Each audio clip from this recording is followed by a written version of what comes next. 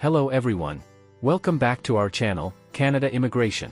Canada deports more people, predominantly those rejected for refugee status. Canada deported more people in 2024 than in any year over the past decade, primarily targeting failed refugee claimants. The surge in removals aligns with the government's efforts to tighten immigration control amid a growing asylum backlog and public concerns over housing shortages. Canada deported more people last year to hit its highest annual level of removals in about a decade, overwhelmingly deporting people whose refugee claims were rejected, data obtained by Reuters showed. By late November, Canada's removal numbers had reached their highest point since at least 2015, when the governing Liberals led by Prime Minister Justin Trudeau came to power. The government has also budgeted more money for deportations this year. Trudeau's government, now in its final days, has sought to show Canadians it is getting tough on immigration amid a rising backlog of refugee claims and a backlash against immigrants over concerns that immigration is exacerbating a housing shortage.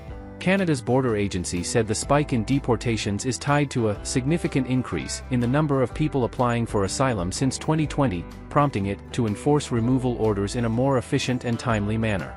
Reuters requested border agency data on deportations, excluding people who left of their own accord and those sent back to the United States as part of a bilateral agreement under which would-be asylum seekers are turned back. The remaining total shows Canada deported 7,300 people between January 1 and November 19, 2024, an 8.4% increase over all of 2023 and a 95% increase over 2022. The border agency did not provide equivalent figures for all of 2024. This week, it posted data online from 2019 to 2024 that do not break down deportations excluding returns to the U.S. under that bilateral agreement. This data also showed an increase in the number of deportations.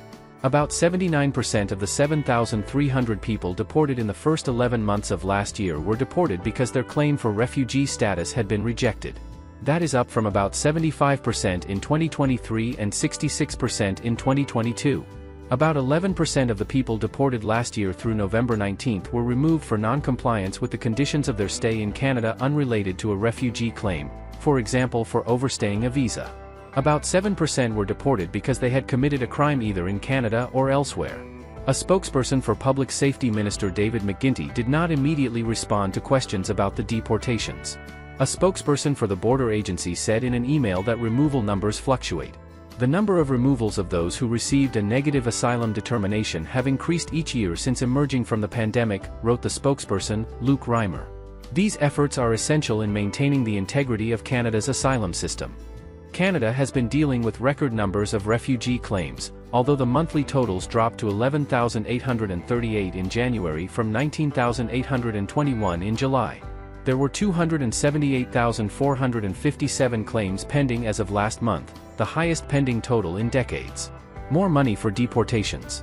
One concern with these removals, especially those targeting failed refugee claimants, is that people can be deported while still appealing decisions about the risk they face if returned to their home countries, said Aisling Bondi, president of the Canadian Association of Refugee Lawyers.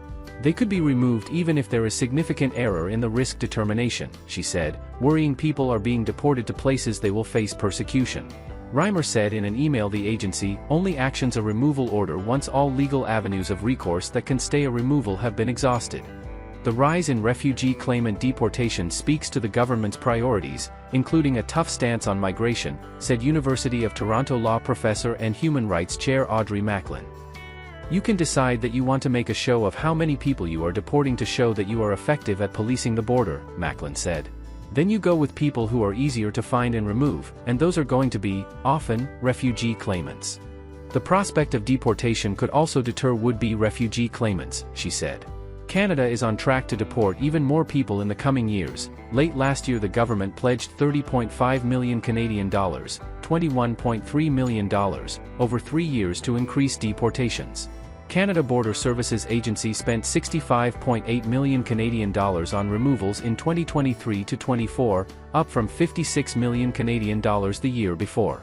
At the same time, Canada has pledged $1.3 billion Canadian dollars toward border security to appease U.S. President Donald Trump as he threatens sweeping tariffs on Canadian imports.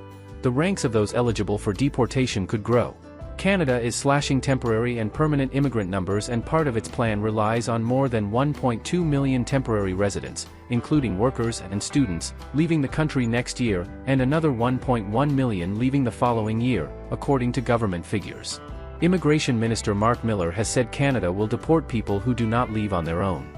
It is people's choice not to leave, and if they don't, they face the consequences, including, after due process, deportation, he told Reuters last year. $1 equals 1.4310 Canadian dollars. With increased funding for deportations and stricter immigration policies, Canada is set to remove even more people in the coming years. As legal and human rights concerns mount, the government maintains that these actions are necessary to uphold the integrity of the asylum system.